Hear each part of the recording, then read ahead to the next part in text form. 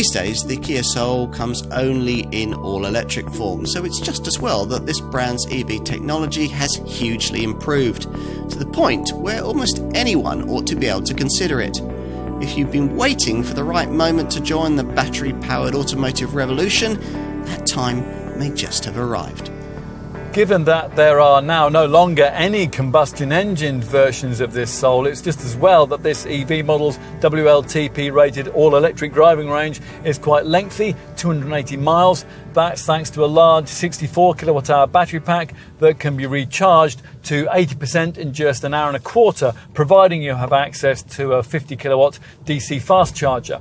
If you haven't, then a home wall box, a 7.2 kilowatt one, will charge a Soul EV completely in 9 hours 35 minutes, which, to give you some idea, would use around £9 worth of electricity at current rates. You can eke out the range by using these steering wheel paddles, which allow you to vary the amount of regenerative braking, and by using the many EV features that are provided on the centre dash screen.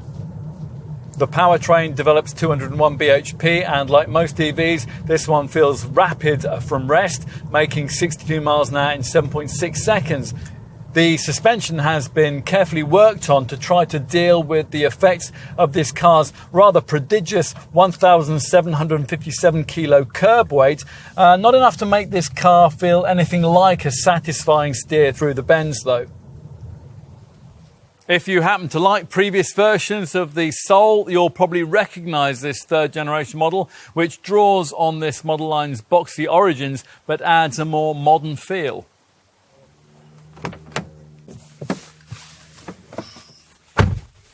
The cabin design apparently draws inspiration from the visualization of sound.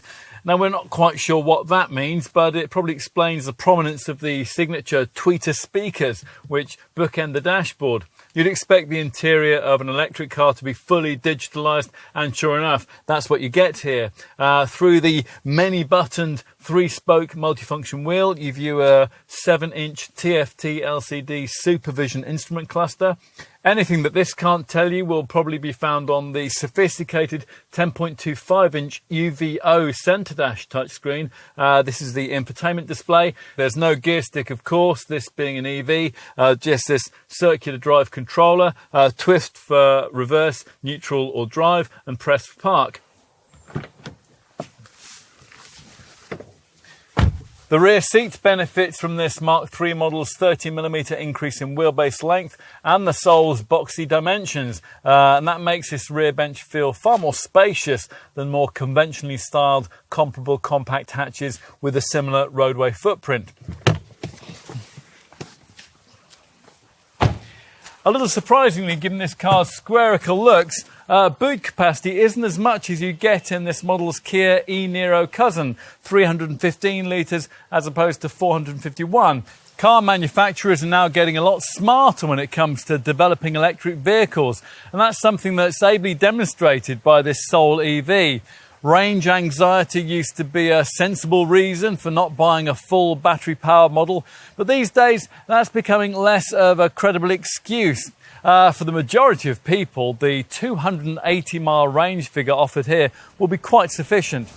One thing's for sure, though, if you're serious about EV motoring, then this car is a serious contender.